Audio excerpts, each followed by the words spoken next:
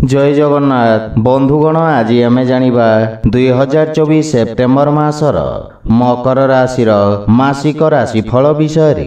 एही मासिक राशिफल ग्रहंक स्थिति और चलन को नहीं आधारित एवं ग्रहंक स्थिति और चलन आम जीवन रे बहुत प्रभाव पकई थाए, जहा फल रे आम जीवन रे केबे सुख आसी थाए तो केबे दुख आसी थाए। सेथिपई ग्रहंक स्थिति और चलन को नहीं आमे पारिवारिक जीवन, वैवाहिक जीवन, आर्थिक स्थिति, शिक्षा, व्यवसाय एवं स्वास्थ्य विषय रे संपूर्ण विश्लेषण करी कहिबो। सेथिपई वीडियो को शेष पर्यंत देखंतु और जेउ माने आम चैनल को नुआ करी आछंती तळे थिबा लाल रंगर सब्सक्राइब बटन को दबाई आम चैनल को सब्सक्राइब करंतु और पाखरे थिबा घंटी बटन को दबाई ऑल रे सिलेक्ट करंतु, काहेकि ना आमे अपलोड करितबा प्रत्येक वीडियो रो नोटिफिकेशन आपण सर्वप्रथमे पाई परिबे।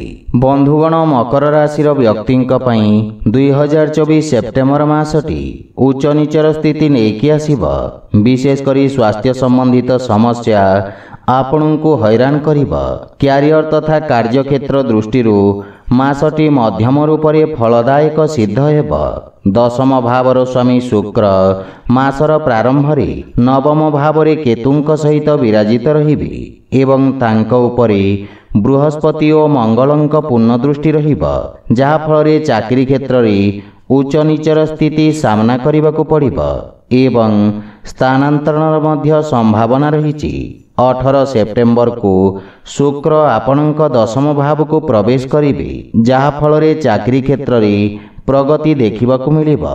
षष्ठ भाव रे पूरा मास मंगल विराजित रहिबे एवं षष्ठ भावर स्वामी बुध मासर प्रारंभ रे सप्तम भाव रे 4 सेप्टेम्बर को एवं षष्ठ भावर स्वामी बुध मासर प्रारंभ रे सप्तम भाव रे एवं 4 सेप्टेम्बर को अष्टम भाव रे एवं 23 सेप्टेम्बर को नवम भाव रे विराजमान रहिबे, जहा फल रे कर्म क्षेत्र रे उच्च नीचर स्थिति लागी रहिबा, किंतु आपण उल्लेखनीय प्रगति मध्य करिबे।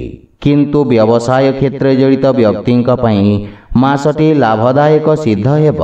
आपण व्यवसाय रे पूर्ण रूप से व्यस्त रहिबे। नाना स्रोतरु व्यावसायिक लाभर संभावना रही। सेपरि आर्थिक स्थिति दृष्टि मासटी आपणक पई मध्यम धरणर रहिब।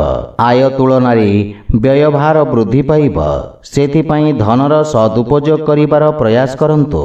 बक्री शनि द्वितीय भाव रे स्वग्रही होई विराजित अछंती, जे कि धन संचय करिबा पई प्रेरित करिवे, किंतु अन्य ग्रहंक प्रभाव कारणरू आपणक व्ययभार वृद्धि पाइब। एहा व्यतीत देवगुरु बृहस्पति पंचम भाव रे विराजित रही एकादश भाव को दृष्टि रखुछंती, जहा फल रे आपणक आर्थिक स्थिति रे सुधार और प्रगति हेब एवं धन लाभर जोग उत्पन्न हेब।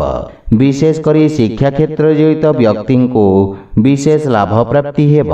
सेहीपरि प्रेम और वैवाहिक जीवन दृष्टि मासटी अनुकूल रहिबार संभावना रही। पंचम भावर स्वामी शुक्रंक नवम भाव रे उपस्थिति एवं पंचम भाव रे देवगुरु बृहस्पति उपस्थिति और शुक्रंक उपरे दृष्टि प्रेम संबंध रे आपण को सफलता प्रदान करिबा। परस्पर मध्य रे उत्तम सामंजस्य स्थापित हेबा सहित परस्परर भावना को सम्मान करिबे। प्रेमींक सहित यात्रार मध्य जोग रही। विवाहित व्यक्ति मानंक पई मध्य मासटी अनुकूल रहिबा। जीवन साथींक पक्षरु पूर्ण सहयोग मिलिबा सहित परस्पर मध्य रे उत्तम बुझाबणा रहिबा। सेहीपरि पारिवारिक जीवन दृष्टि द्वितीय भावर स्वामी शनि बक्री स्थिति रे विराजित अछंती एवं तांक उपरे सूर्यंक पूर्ण दृष्टि रहुछि, जहा फल रे पारिवारिक जीवन रे नाना प्रकार समस्यार सामना करबाको पड़िबा। परिवार सदस्यंक मध्य रे तिक्ततार भाव रहिब, किंतु 16 सेप्टेम्बर को सूर्यंक नवम भाव को गोचर परि स्थिति रे सुधार आसिब। सेहीपरि स्वास्थ्य दृष्टि सूर्य शनिंक समसप्तक जोग स्वास्थ्य समस्या उत्पन्न करिब। आपणक रोग प्रतिरोधक क्षमता रे हानि घटिब तथा ज्वर और मुंडबिंधा भली समस्या आपणको हैरान करिब।